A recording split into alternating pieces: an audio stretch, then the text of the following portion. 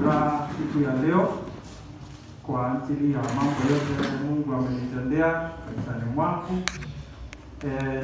Yale ambao ananitendea kila wakati, niamkapo, nishindapo, nijapo kanisani, nijapo kwa shughuli zangu. Hakika Biblia inatuambia kuna haja ya kushukuru kwa ajili ya kila jambo ambalo Mungu amekutendea. Bwana asifiwe. Amen. Nipende tena kuwashukuru kwa ajili ya kujitia moyo katika hii kazi ya Bwana, kwa sababu kwa kawaida sio kazi rahisi kama vile wengi wetu tunaweza kufikiria. Ni kazi ngumu na tunafanyanga kwa kujitoa, kwa sababu si kazi ambayo mwisho wa mwezi utangojea mshahara, si kazi ambayo ukitoka hapa unapokea malipo jioni. Ni kazi unafanya tu ukijua ya kwamba kuna malipo yako mahali, na ujui utalipwa lini, ujui utalipwa nini, ama ujui utalipwa saa ngapi. Bwana asifiwe. Lakini unapata unaifanya tu kwa sababu ule unayemfanyia si mwanadamu, ule unayemfanyia ndio ambaye ana suluhisho ya maisha yako, ndio ana kila kitu chote ambacho unahitaji. Bwana asifiwe. Kwa hivyo nafikiria kama vile mimi ninavyo furaha. Unajua, wakati tunasema furaha, unaweza kosa kuiona kwa macho ukasema labda huyu anasema ana furaha na tuioni, lakini kuna ule mtu wa ndani, huyo ndio Mungu anaangalia, na huyo ndio anaongea. Kabla hata utukane mtu wa mke uambie no kwenda huko, unakuanga umemtukana ndani ya roho. Bwana asifiwe. Na kabla hata uamke waambie pastor ni asante, unakuanga umeitamka ndani ya roho. Bwana asifiwe. Kwa hivyo kile kitokacho ndani ya roho hicho kinazungumzianga ni nini utakachotenda kwa haya macho ambayo tunaona nayo. Bwana asifiwe. Naongea hivyo ndio tuendelee kujiandaa kuingie kwa maandiko iliyosoma asubuhi kutoka kwa kitabu cha Danieli kifungu cha 6 na kuanzia mstari wa 4 tukiteremka. Basi mawaziri na maliwali wakaafikiana wakatafuta sana kupata sababu za kumshtaki Danieli kwa habari za mambo ya ufalme, lakini hawakuweza kuona sababu wala kosa, kwa maana alikuwa mwaminifu, wala halikuonekana kosa wala hatia ndani yake. Ndipo wale watu wakasema, hatutapata sababu za kumshtaki Danieli huyo tusipoipata katika mambo ya sheria ya Mungu wake. Bwana asifiwe. Biblia kwa ufupi leo ni kama tunaenda kuongelea kuhusu kuabudu Mungu. Bwana asifiwe. Kuabudu tu ile ambayo umesikia tumetoka kufanya saa hii, kuzama kwa roho kwa ajili ya kumwabudu Mungu wako. Na hili jambo ndio lilikuwa linafanya Danieli adharauliwe mahali kule ambapo walikuwa mateka pande za Babiloni, kwa sababu wakati walienda huko Danieli jinsi ambavyo alitoka kutoka mji ama pande za Judea Israeli, akashikwa mateka akapelekwa Babiloni.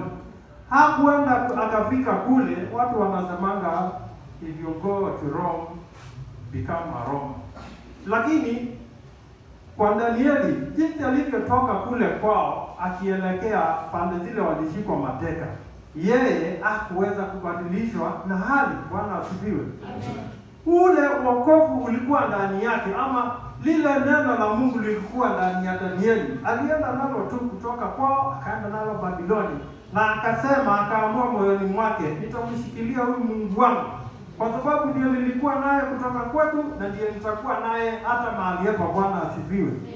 Na akaamua liwe liwalo, hata liwe namna gani. Hata ijapokuwa tukisoma Biblia tunaona ya kwamba alikuja akachaguliwa, baadhi ya wale vijana walikuwa wamechaguliwa kumtumikia mfalme. Hakuona sababu ati kwa sababu amewekwa, tuseme kwa mfano sasa mtu atolewe hapa aende akafanye kazi State House, atabadilika na muda kidogo sana. Bwana asifiwe. Na yale mambo yatafanya State House, hata kama sheria zile zitawekwa huko, utapata amebadilika na ameanza kufuata sheria zile. Bwana asifiwe. Lakini Danieli jinsi alivyotoka kwao na akaenda kule, hakuweza kubadilishwa na hali, ati kwa sababu ameenda kumtumikia mfalme aende aketi, kwa sababu atakuwa akilishwa kiufalme, akivalishwa kiufalme, abadilike aache Mungu wake. La, Danieli aliweza kushikilia sheria zile alikuwa ambazo ameweka kwa akili kwa ajili ya kumwabudu Mungu. Bwana asifiwe. Na Biblia inatuambia ya kwamba hata ingawa walikuwa wamewekewa chakula spesheli kwa sababu sasa wanahudumia mfalme, Danieli aliweza kukataa. Bwana asifiwe. Na akasema, ijapokuwa tumetengewa hiki chakula cha kiufalme kwa sababu tunamfanyia mfalme, mimi sitakula. Na wakaongea tu na vijana wenzake, walikuwa na vijana watatu pale, kina Meshach, Shadraka na wengine. Wakasema, sisi hatutakula hiki chakula, ikawa ni cha kiufalme. Sisi hatutakula, tutakula chakula kile tulichokuwa tukila tukiwa kwetu. Bwana asifiwe. Kwa sababu walijua nini? Walijua kupitia kile chakula ama kupitia yale mafundisho huenda wakabadilika, wakajikuta kana kwamba wameacha kumtumikia yule Mungu wa Israeli, muumba mbingu na dunia, na wakaanza kutumikia miungu ya kiufalme. Bwana asifiwe. Siku hizi kuna namna mingi za kuweka mtu, kumgeuza kutoka maabudu yale anaabudu na kumweka kwa njia zingine zile unataka mwenyewe. Na njia moja, kama hamjawahi jua, ni hizi sherehe mnaonanga. Unaitwa kwa sherehe, unaenda unaandaliwa chakula mzuri. Labda ni chakula hata wewe mwenyewe hujafikia kukula kwako, labda ni kitu huwezi ukaafodi, labda ukabebwa na gari ambayo limousine, sema kwa mfano, gari ambayo hujawahi bebwa nayo. Lakini katika ile hali, kumbe unaenda kubadilishwa, unawekwa katika maabudu mengine ambayo hujajui, na unajikuta unaweza kuwa umetolewa kwa kuabudu Mungu ukapelekwa kuabudu shetani. Bwana asifiwe. Lakini ukiwa mtu wa kufikiria sana, na ukiwa mtu ambaye unasimamia sheria zako, hautageuzwa na hali. Na hata kama ni sherehe, kuna sherehe utaitiwa useme hapana, ingawa sawa ni sherehe, lakini sitaweza kuja.